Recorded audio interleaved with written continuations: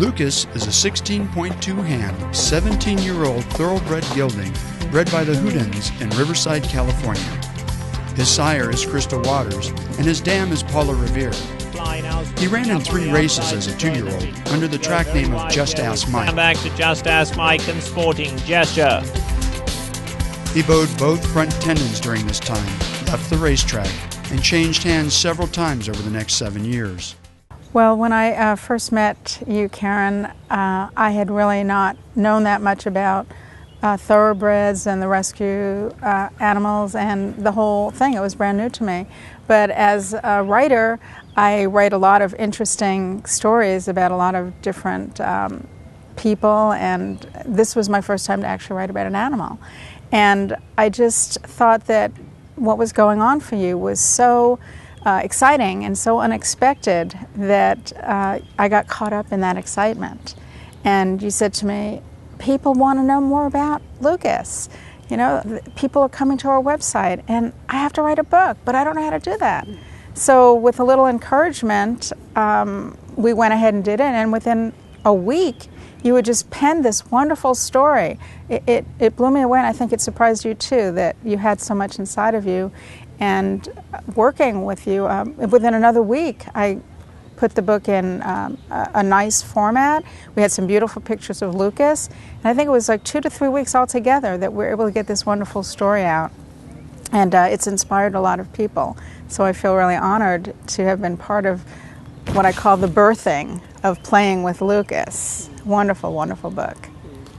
What touched me most about the story of Karen and Lukas is that Karen had a difficult upbringing, and she felt, that her life was tough, and she had some struggles. And so did Lukas. Lukas was unwanted after his short racetrack experience.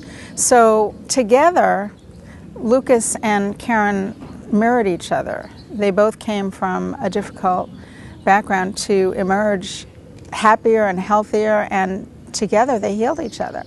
And that was touching for me. Well, I think almost everyone has an animal, has a pet of some sort. And I think that we all have a special relationship with our pet. But to see the way you took an animal that had difficulty in the past and dealing with humans, and you used this really special kind of gentle training, was something that we can all relate to with our animals. Sometimes we don't take the time that we need to train them, and there's so much that we could probably get, so much of an experience that we could enhance with all of our animals if we just took that time and maybe even learned from what Karen has to tell us about training. I'm looking forward to her coming out with her training manual that even if we don't have a horse, I'm sure we can apply to all of our pets. I think that I learned a lot by working on the book, and I had no idea about these thoroughbreds that were basically throwaway animals.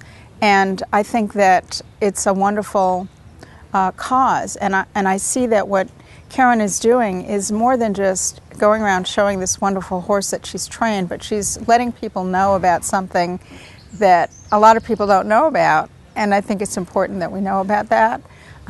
There's throwaway people and there's throwaway animals, and we just can't let that happen. So for me, that was an important lesson.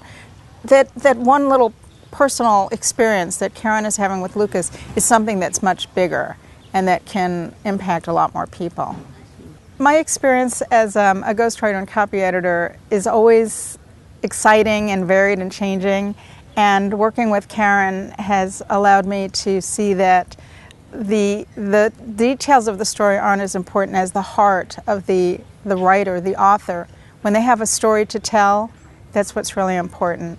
And my business, writersway.com, I call it Writer's Way because it's like the artist's way. It's a path. It's a path that we all take from taking what's in our heart and our head and sharing it with the world. And it's my joy to be able to help everybody who has a book inside of them birth that book. I'm dedicated to sharing Lukas's story as a tribute to hope and happiness, and to demonstrate the potential miracle of a second chance and love. The dry kiss.